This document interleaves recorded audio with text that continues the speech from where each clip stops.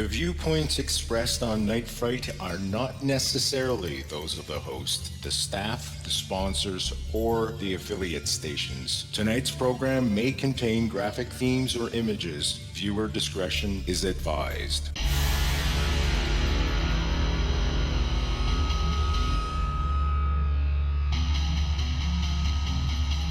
There is a time for question. There is a time for answers. There is a time to challenge. There is a time to speculate. There is a time for change. There is a time for truth. The time is now.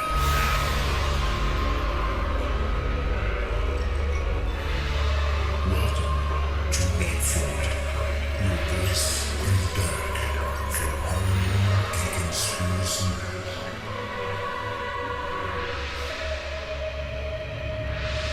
And now your host, Brent Holland.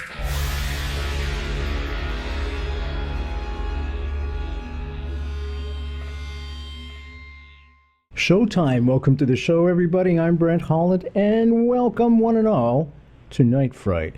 Get the coffee going, get the tea going, get a beverage of your choice going, get in your most comfy chair, kick your feet back, and settle in. Serious show tonight, folks.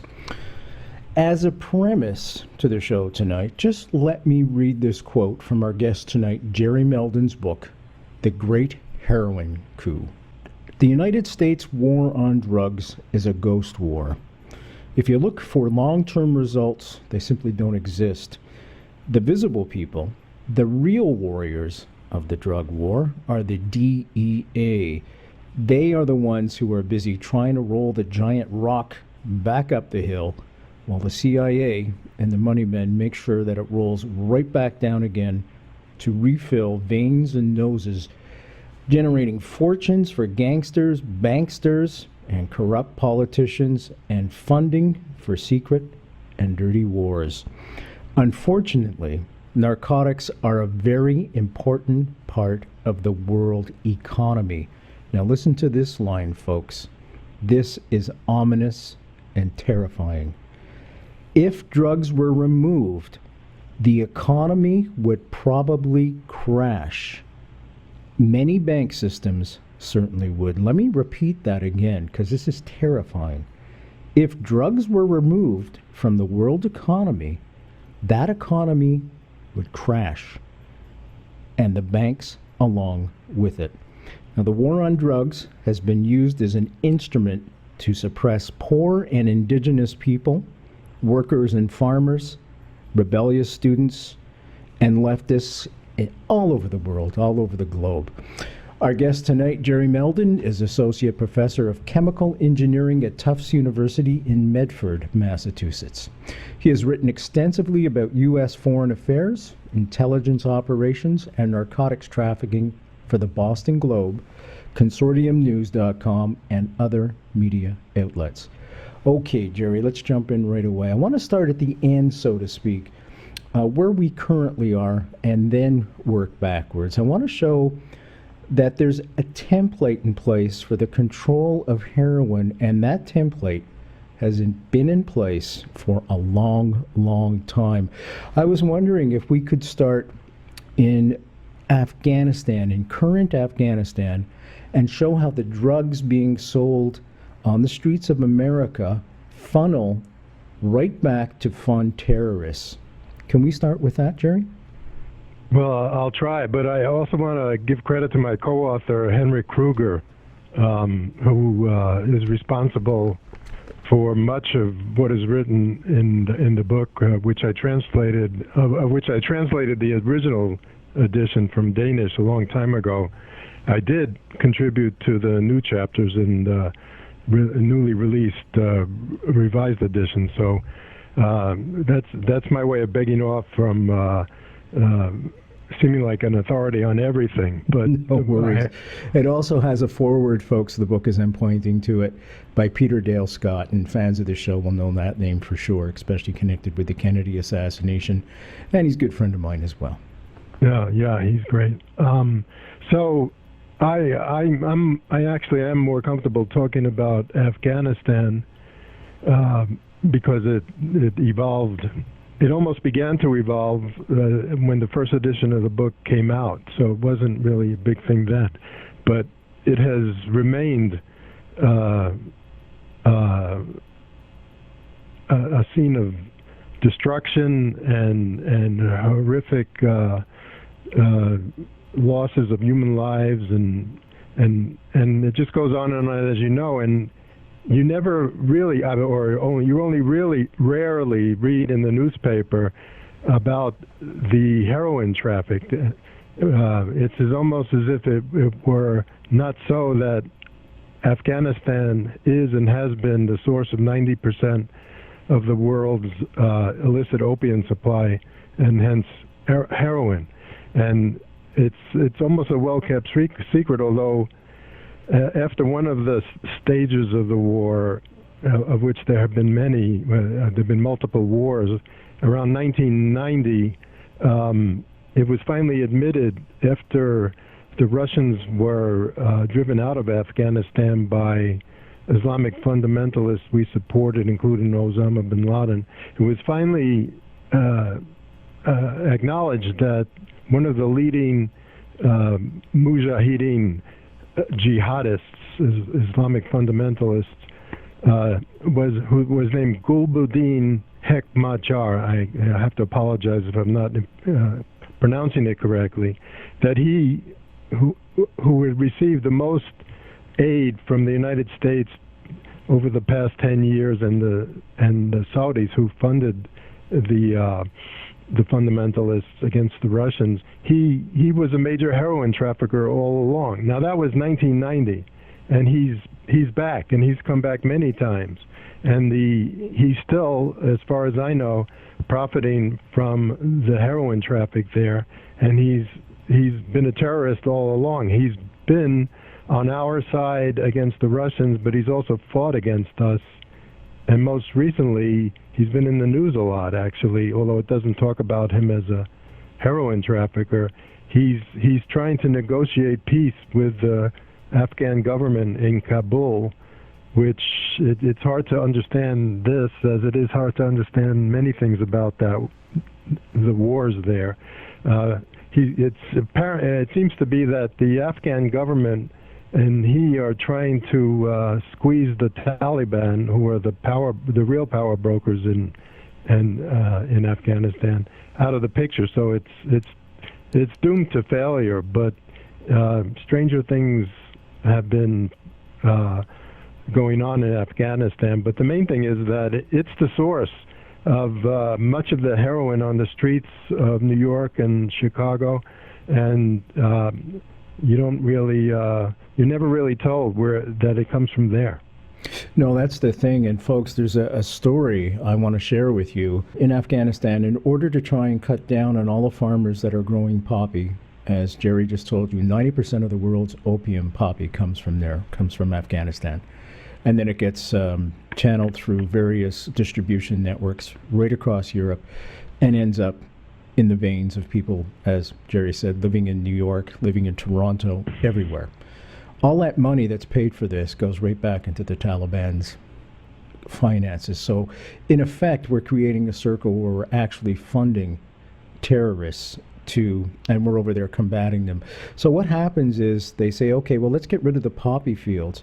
So they go to a farmer's place, they destroy the poppy field, but the farmer, in order to feed his family, has grown poppy, because he'll make far more money off that than he will off of growing food, which he's encouraged to do, by the way. And all of a sudden, the crop is gone. The Taliban come back, not only for the crop, but for the money he's borrowed off them to grow the crop. He hasn't got it. So what do? They take the little girls, 6, 7, 8 years old, grab them, take them, shove them off to Europe into the sex trade, child sex trade. They never see them again.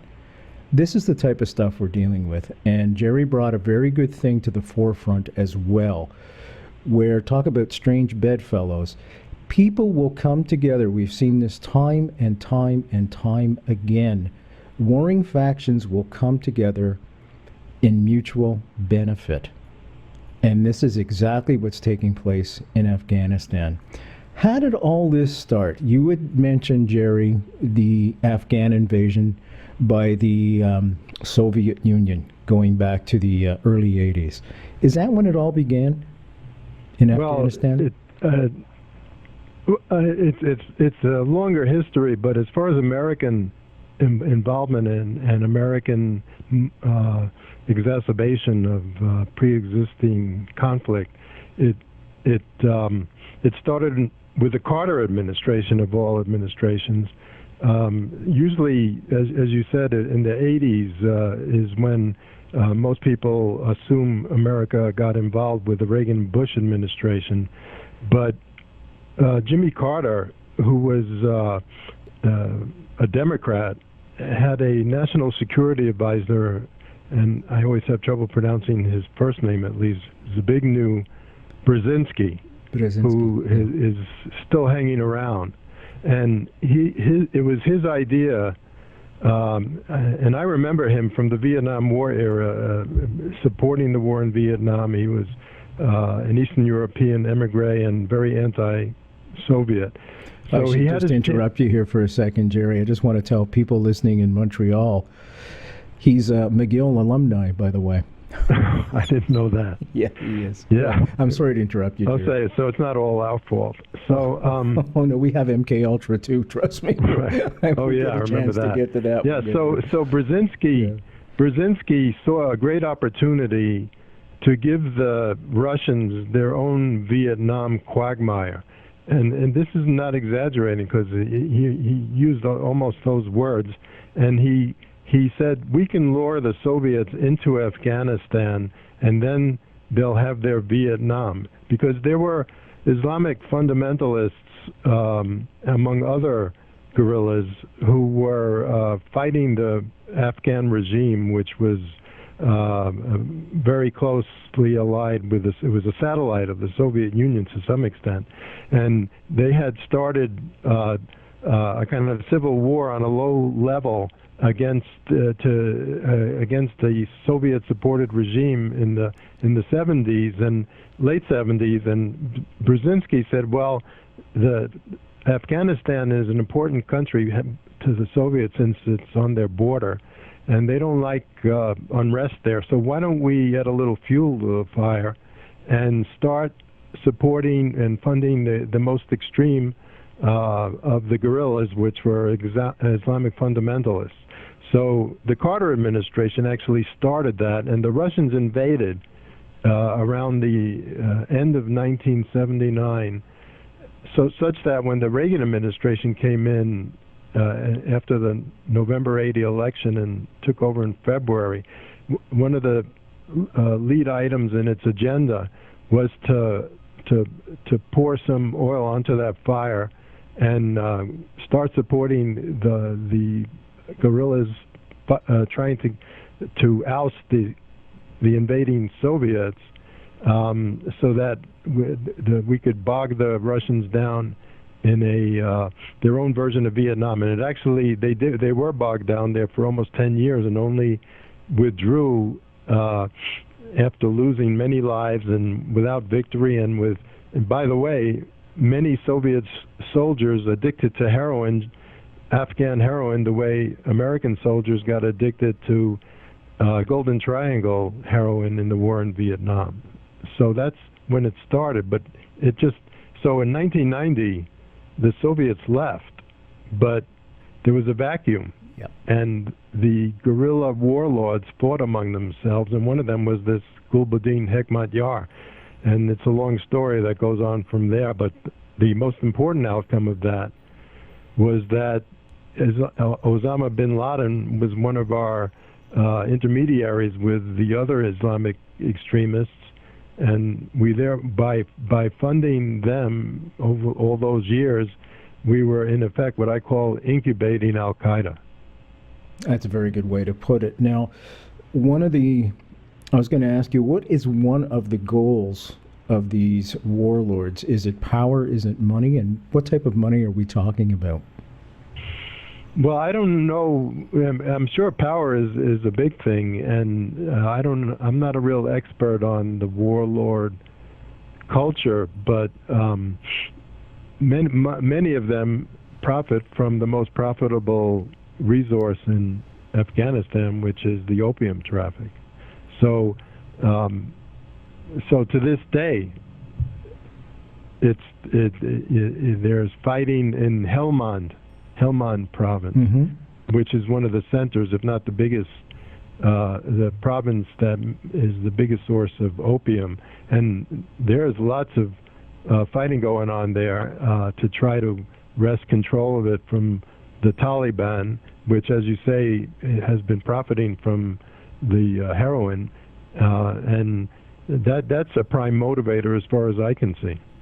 Without question. Now, we're looking at billions of dollars in revenue as well, if I'm not mistaken. Oh, yeah. So that'll Untaxed. that'll create a lot of wealth, a lot of power along with it, and be able to buy sophisticated weaponry as well, and be able to increase the amount of distribution lines that are available right across the globe, not only for the products, but for terrorists themselves as well. I mean, these Right. plannings take a lot to make happen. Right. And so there has to be funding behind this, especially when you see people walking around with AK-47s and RPGs Oh, yeah. and everything else. Somebody has to pay for those, which leads me to something called Iran-Contra, which many of the students listening right now may have superficially heard of, but may not be aware of the intricacies of that story. Can we talk about that a little bit? Took place in the 80s? Yeah, well, that's moving back down to the start of the Reagan-Bush administration, which came in 1981, February inauguration. And the Reagan administration decided it was going to, not only in Afghanistan, but I believe that it identified as many as 8 or 9 spots in the world where they were going to, quote-unquote, roll back communism, where the Soviets had made alleged threatening inroads. Mm-hmm. And among those places was Central America, namely El Salvador, Nicaragua, and in Nicaragua there had been a successful left-wing revolution to overthrow a dictator who the United States, Somoza, who had been a loyal ally supported by the United States in suppressing his people and his father and maybe his grandfather for decades.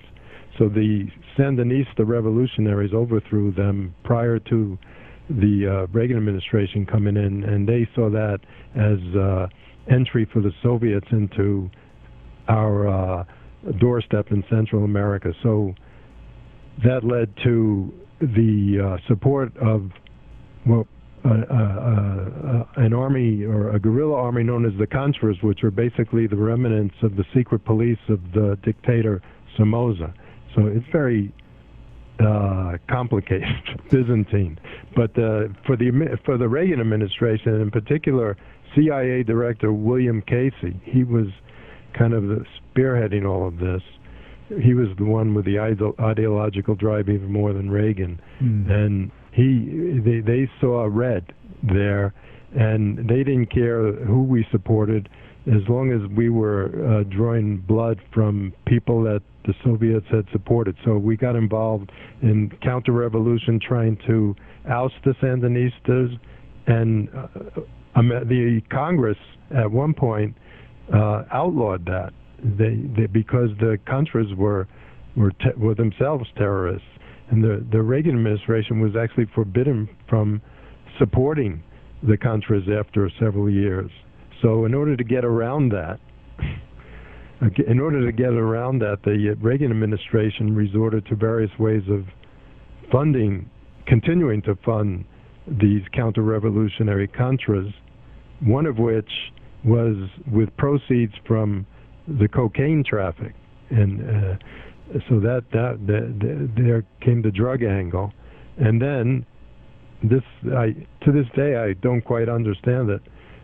At the same time, in the Middle East, Iran and Iraq were at war with one another. It started around the same time, around 1980, and it too lasted about 8 years. And both sides were, at one time or another, supported by the United States. And in particular, the United States had, if I'm losing you, it's probably because it's. No, you're doing fine. fine. A little incoherent. It's too Not Byzantine, but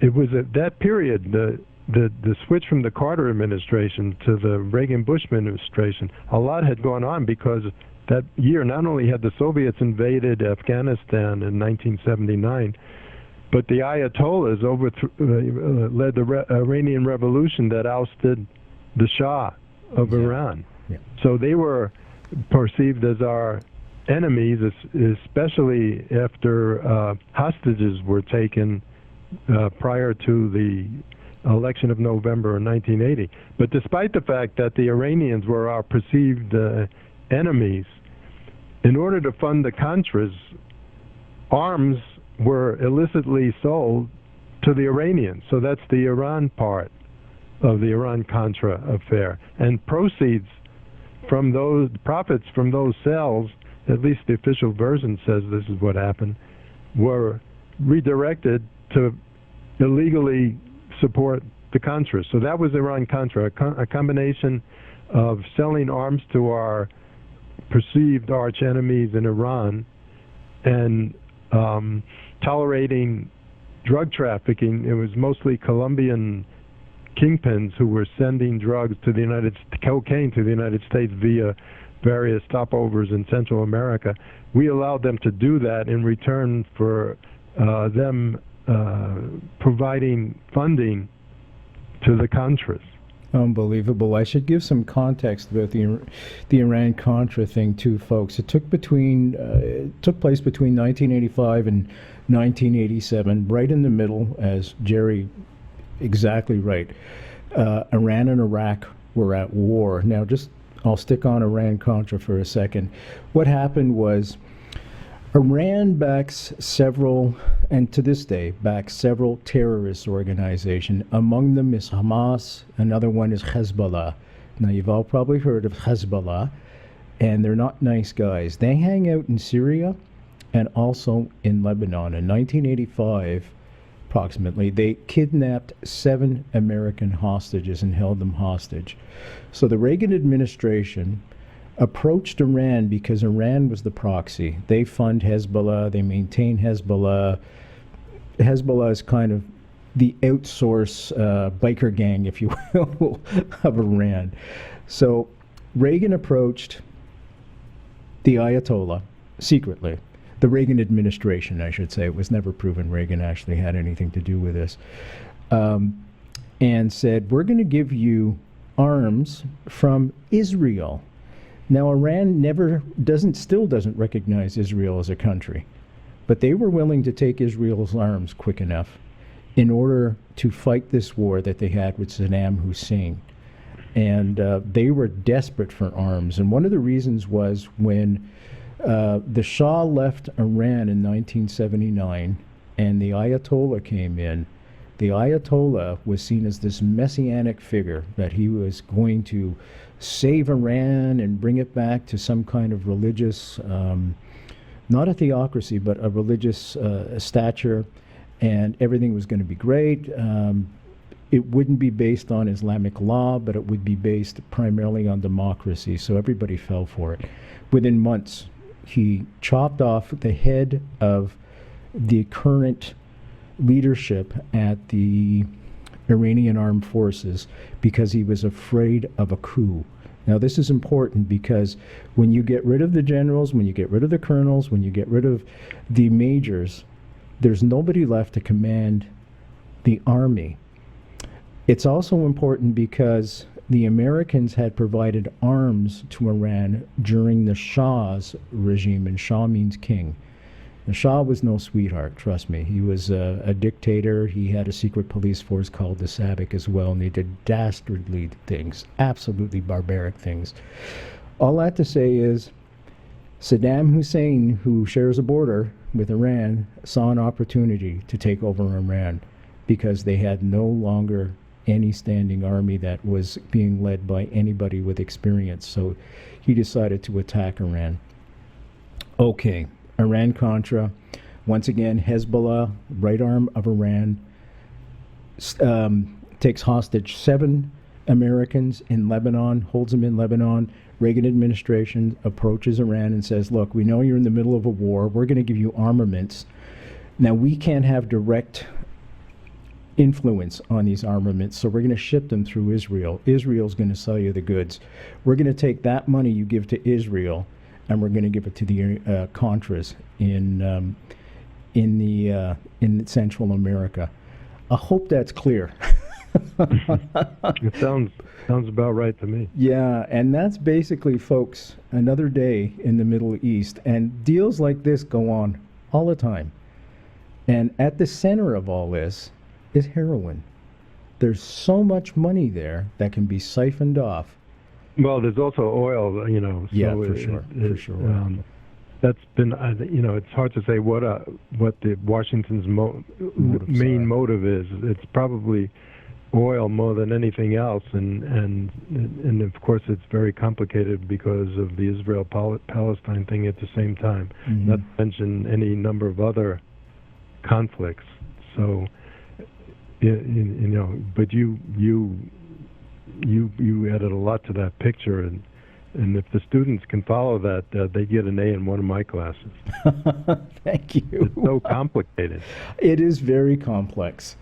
That's why I tried to take some time with it. But it's important to note, because these are all templates, guys, that we're looking at tonight with this great book, The Great Heroin Coup, Drugs, Intelligence, and International Fascism, written by Heinrich Kruger and our guest tonight, Jerry Meldon, with a foreword by your friend and mine, Peter Dale Scott. And I highly recommend this book, www.nightfrightshow.com. Click on the book cover. It'll take you right to a spot where you can order it from the comfort of your own home. Now, this template I'm talking about, we're going to go back even further to something called the Vietnam War and the Golden Triangle that Jerry had mentioned before. Jerry, can we jump back? I know we're jumping around a lot, folks. Well, I'm old enough so that, you know, you haven't yet reached my teenage years. The war in Vietnam, I'd have to say that included my teenage years, but it went on for a hell of a long time. You know what I get asked a lot, Jerry? Were you at Woodstock? No, my sister. Your sister was? Oh, my God. Yeah, and she's younger than me. Right. I wasn't, folks. Yeah. So anyway, the war in Vietnam was, you know, to this day, America has not come to grips with what a horrible thing it was for not only for, first of all, for the Vietnamese and other Indo-Chinese who lost millions of lives, and so many American soldiers. Only 50,000 or so died directly from from battle, but I think it's a conservative estimate that at least 500,000, if not 1 million, Vietnam-era veterans came home addicted to heroin. And where is that heroin coming from? Just as where is the heroin coming from in Afghanistan? It's coming from right there. And the people that we're supporting included some of the major heroin traffickers. In the Golden Triangle region in Indochina, where Thailand and Vietnam and Laos overlap, is another one of these areas where the opium thrives because of the climate and other things. So there was always the potential for a great growth of the heroin production, but it wasn't until the French first fought against Indochina was part of the French Empire, and then after the war, the Ho Chi Minh led a revolution to oust the French, which succeeded, despite America funding the French counter-revolutionary budget for a long time, and the French were originally the Corsican Mafia, the French connection, was in charge of that part of the heroin trade.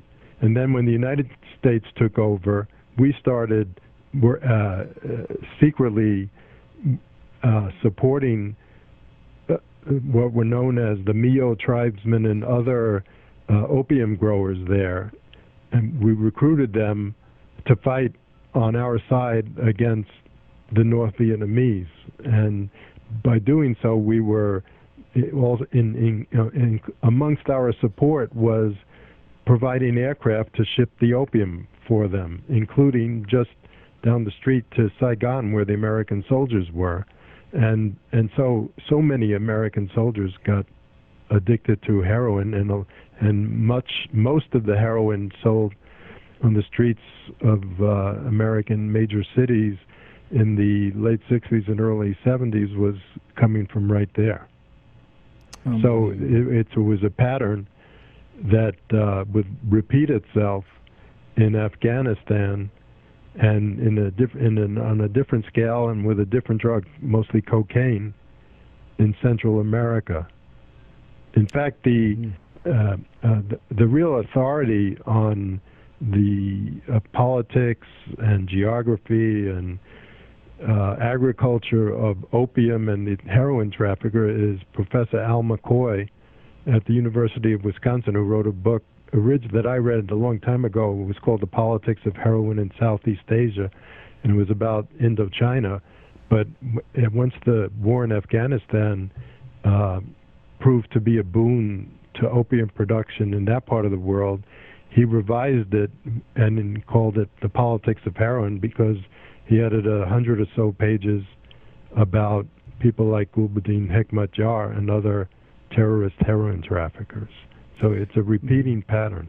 It really is, without question, and that's exactly what I wanted to get across tonight, folks.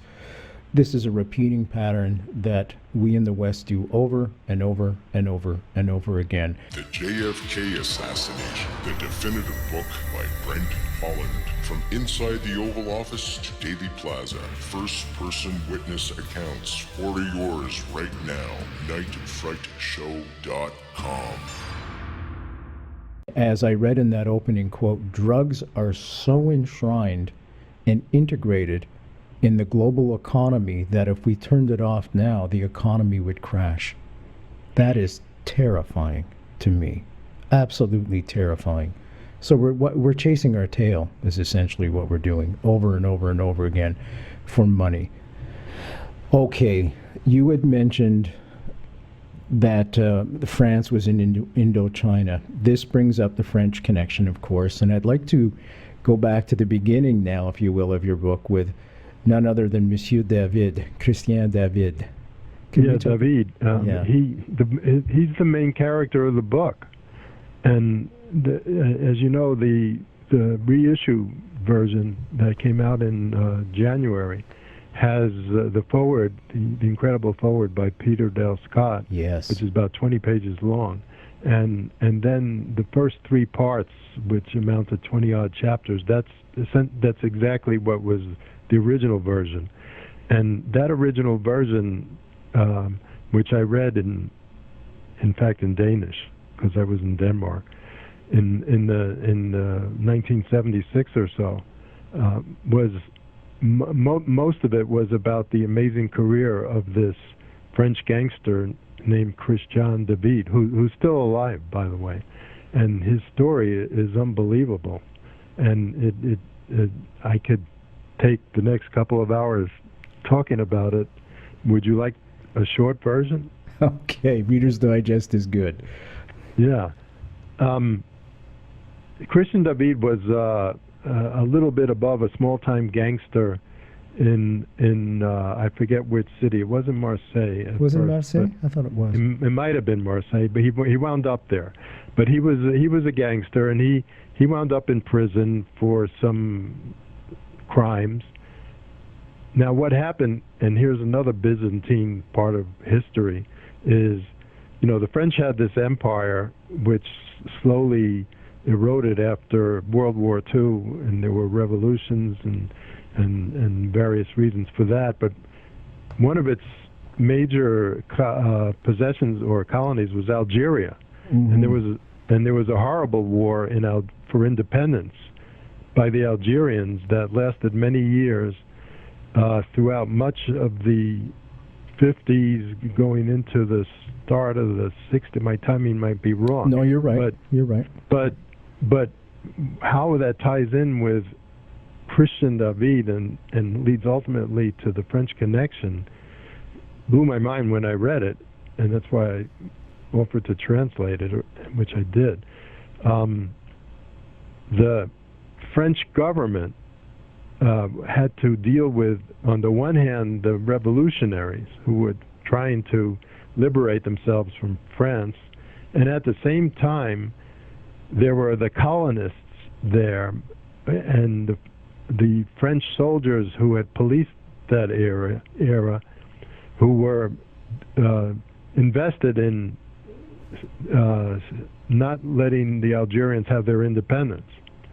So Charles de Gaulle was the president, became president, and had been president, and the Algerians were fighting, and the soldiers were there to fight against them, and he decided that it wasn't worth it.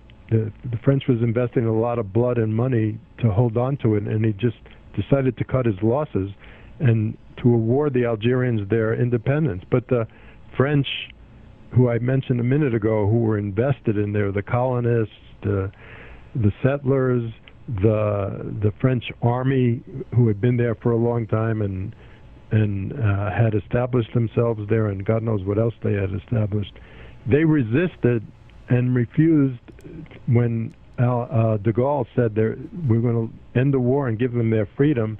They said, no, we're not going to allow that.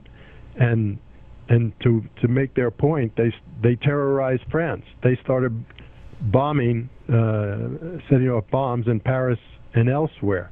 And de Gaulle and his administration were desperate, didn't know what to do. But somebody had the bright idea that we could take the most hardened criminals, including Christian David, out of prison to form a brass-knuckled guerrilla, or whatever you might call it, terrorist army to fight fire with fire in Algeria. And so Christian David was taken out of prison, where he was supposedly serving out a pretty long sentence, and trained instead as an assassin to work to fight against what was known as actually the secret army organization, those soldiers who were terrorizing France and resisting giving the Algerians their independence. So there was a bitterly fought, bloody terrorist war, mostly not involving the Algerian revolutionaries, but the secret army organization, which was opposing de Gaulle's move to give the Algerians their independence. And on the other side, the French intelligence, which was in charge of its gangster terrorist group, including Christian David, and by the way, many other hardened criminals from the Marseille Corsican underworld. There were books written about that, but the upshot was when the dust cleared, and they were called the Barbouz, which is a French word for the bearded ones, who defeated the secret army organization. They defeated them, and as part of their reward was they weren't sent back to jail. And not only were they given their freedom, but they had get out of jail free cards for life, it seemed. They were free to peddle their criminal activities, which for many of them was trafficking in heroin. So Christian David became a major a heroin trafficker, well, not so big, but pretty big. And what happened however, was that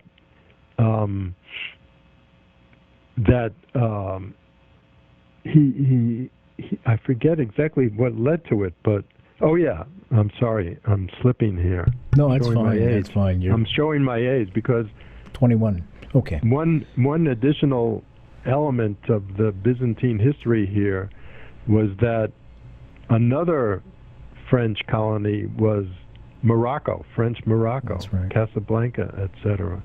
And there was a revolutionary movement there, and it wasn't a hard-fought war like it was in Algeria, but there was a leader of that, and he was peaceful, and his name was Mehdi Ben Barka. And Ben Barka was a thorn in the side of the de Gaulle government because he was nonviolent and he was respected, and de Gaulle, it seems, although it's not exactly clear that it was he who ultimately decided that Ben Barka had to be knocked off. And in 1965, he was kidnapped and ultimately murdered to silence him.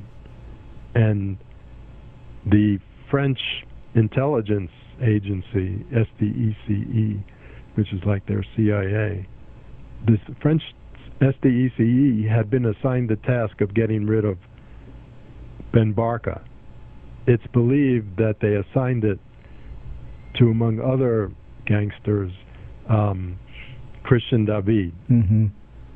So he was then, after Ben Barka was assassinated, and the French government wouldn't admit that they were responsible for it. So they pursued the kidnappers and assassin, so that sometime in around 1966 or so, a French policeman who was on the trail of working on this case was on the trail of Christian David and cornered him somewhere in Paris.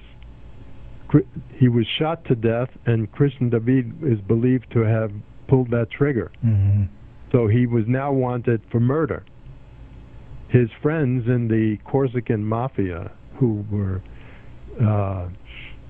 trafficking in heroin in a big way, the French connection, helped him flee from Paris to avoid this murder charge. He wound up in South America and was put in to work running the Paraguayan and ultimately Brazilian wing of the French connection. A lot of the heroin came not only from Indochina, but Central America. From Turkey. Turkey was the source as well. Yeah. But a lot of it went by way of Marseille, because that was the headquarters for the Corsican mafia, and its route to the United States was sometimes circuitous. So a lot of it went by way of South America, and Christian David became one of the kingpins of the French connection via originally he was based in Asunción, the capital of Paraguay, but then in Brazil. So that's where he was up until around 1971 or 72, and that takes us to the beginning of the war on drugs. Mr. Nixon. Mr. Nixon thought he was going to came up with a bright idea that he would announce a war on drugs. Now, the United States had a drug problem for long before that. Mm-hmm. But the heroin was a big problem, in part because of the American soldiers who had come back from Vietnam and were continuing to come back up until 1971 or so, or 73. Yeah, it increased demand. Right. So it was a big problem because these soldiers and they weren't getting the treatment they needed from the Veterans Administration. Mm-hmm. It was horrible. I interviewed some of them, at the time. And so Nixon announces a war on drugs and figures he's going to get a lot of political capital out of it. And one of the first targets that the Bureau of Narcotics and Dangerous Drugs, the BND, predecessor of the DEA, I believe, in cooperation with Brazilian authorities, they rounded up Christian David and the other heroin kingpins. And Christian David was extradited to the United States, put on trial, and sent away for, I don't know, it was probably a 20-year sentence at the dreaded penitentiary in Marion, Illinois. And that was the end of a major chapter in David's life, because he stayed there for a long time and ultimately served out his sentence. So while he was in prison, I want to jump ahead a little bit now because I'm just looking at the time. So that basically ended the French control over the heroin trade. Oh yeah, transferred it to the CIA, right? And the Americans as well. But while David was in prison, he met up with a fellow by the name of Steve Revell. Can we tell that story and the JFK connection to all this? Could I know Sure. we're running late. I just want to take 2 minutes to leave a key point which I left out, which was the title of the book is The Great Heroin Coup, C-O-U-P, coup. And that refers to author Henrik Kruger's, what I consider pretty legitimate theory that Nixon's war on drugs wasn't totally without ulterior motives. In fact, he did break up the French connection. But as a result of that, the heroin didn't stop. It just became the territory no longer of the Corsicans, but of the American Sicilian Mafia, Santo Trafficante and Company, and Meyer Lansky. So Henry thinks Nixon did that as a favor to his buddies in the American Mafia. So back to Steve Revell. I'm glad you brought up Steve Revell, because this I think he's a filmmaker of some sort, and he writes screenplays. While Christian David is in prison and kind of toward the end of his prison term in the 80s, I got a call from Steve Revell. And Steve Revell had read Henrik's book and said, I want to meet up, I want to get to know Christian David.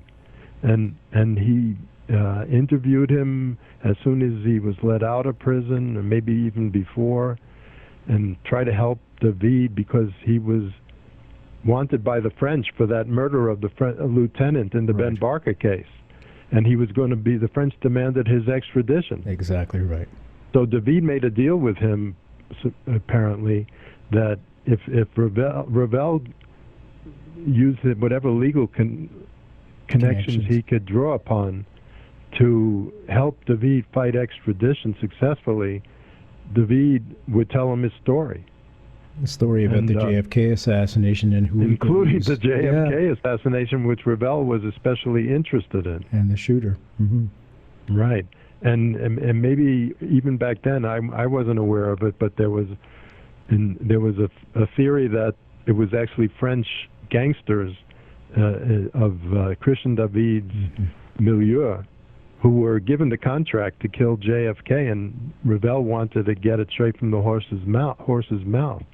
So he followed David back to France because he was ultimately extradited despite appeals, and he wound up being put on trial and handed something like a 10 or 15 year sentence for the murder of the French commissar.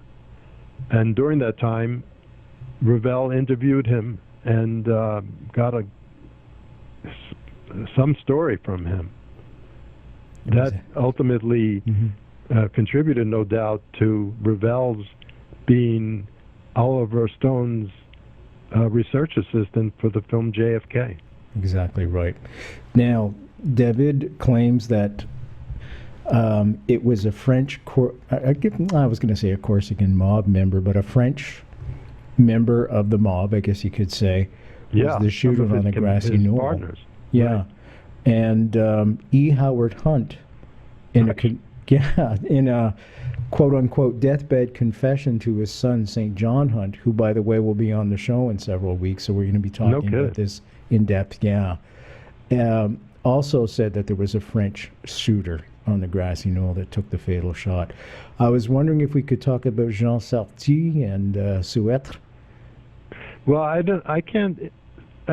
these people were the people that Christian David. Remember, he was taken out of prison and sent to Algeria to fight against the secret army organization. Well, some of the people, the French hitmen that allegedly were recruited by the head of the Corsican mafia, and whoever recruited him is a big question, to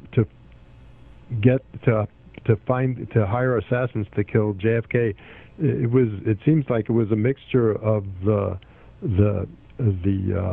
people who had fought the secret army organization, like Christian David's buddies, as well as members of the secret army organization, including this Souetre guy, who I forget, but he was still around as of a few years ago, and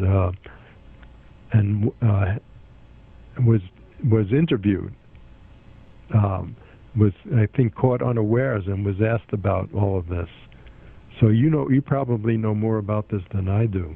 Well, it's in the book, but just to let folks know, basically he was interviewed, and because he was fingered by David as being the shooter that day, and he said, no, it wasn't me.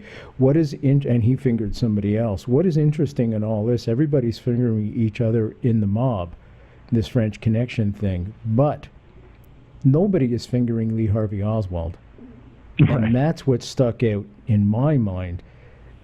So there's something there, without question. There's some kind of connection there. Everybody's trying to bail on it and keep themselves clean, if you will, but nobody's fingering the guy that the U.S. government fingered. Yeah, well, that tells you a lot. I just want to add one thing, because I'm embarrassed that I forgot the part you just threw in, and that is that there's a book by David Talbot. Yes, I know David. The biography of Alan Dulles. Yep, just The Devil's Chessboard, and it's a really good book. He's a fine writer, and he's a close friend of, or he's worked a lot with Peter Dale Scott, and it's an excellent book that everybody should read. But what really struck me, among many other things that struck me, was a section about how Alan Dulles, the head of the CIA until JFK fired him after the Bay of Pigs invasion in 1961. This chapter talks about how Alan Dulles was as the head of the CIA, got involved in the attempts on the life of Charles de Gaulle. Yeah, these French secret army organization terrorists who had set bombs off in France to keep hold of Algeria. They were contracted. Alan Dulles and the CIA reached out to them and wanted to use them as assassins, and somehow got involved in the attempts on de Gaulle's life, according to David Talbot, who I have no reason to doubt. So there was that precedent of the CIA working with these French assassins. So it wouldn't have been a big leap to target somebody else. The idea, folks, was that Santos Traficante and all these mob guys, Sam Giancana, decided to take this contract to kill Kennedy. And they brought in these French Connection guys. I'll call them the French Connection guys. The French guys to assassinate Kennedy. They brought him into Mexico, then they brought him up to Dallas, and then from Dallas he went to Montreal and flew out from there. So you guys in Montreal again, where I grew up. We have a hell of a history there, folks. It's the capital of in Canada of organized crime. Always Really? has been. Yeah, it always will be. Yeah, because of the I wouldn't ports. have known. Because of the ports, it's so easy to bring drugs in through the ports and everything else, and it just gets funneled down right across the border, because we're not far from the border in Montreal, about an hour, right into New York. Not that long a drive from where I am in Boston. There you go. Yeah. And fascinating. I'm learning a lot here. And where I live in Kingston, actually, is I can see where Alan Dulles was born from my house. No, I'm kidding. Well, I can't see his house.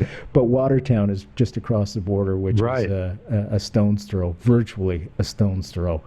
Yeah. So I could swim there if I wanted to. Actually, well, I certainly wouldn't put anything past Alan Dulles from what I've read about him. Oh, boy. Yeah, he's a heck of a guy. Okay, we're going to wrap up now, but I just wanted to tell you, folks, also, Suetra, there is I think it's FBI or CIA, there's a file anyways that has him placed in Dallas. Guess when? November 22nd, 1963, the day of the assassination. Well, that's a good one. Yeah. So there's some fire there, folks. And it's all about drugs, most of it, and who controls that drug trade. And the main thing I want you to know from today's tonight's show, this template has been in place for a long, long time, and it continues.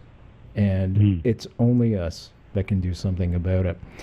I want to thank you so much for this book and coming on the show tonight, Jerry. It's been my absolutely pleasure. amazing. This has been fun. Yeah, I absolutely enjoyed it myself, too. I've been looking forward to this for a long, long time.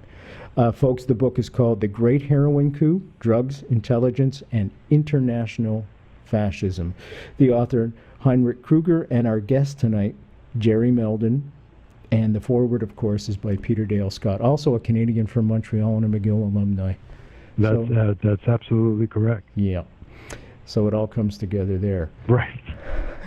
Thank you again, my friend. We'll see you next time. My pleasure. I'm Brent Good night. Holland from Night Fright. Thank you all for joining us tonight. See you next time.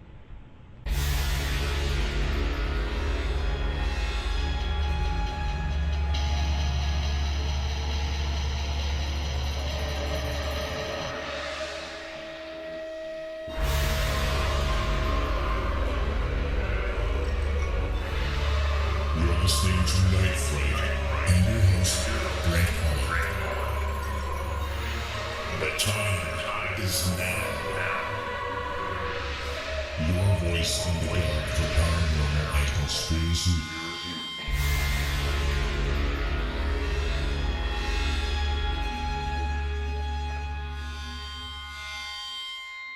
The JFK Assassination, the definitive book by Brent Holland.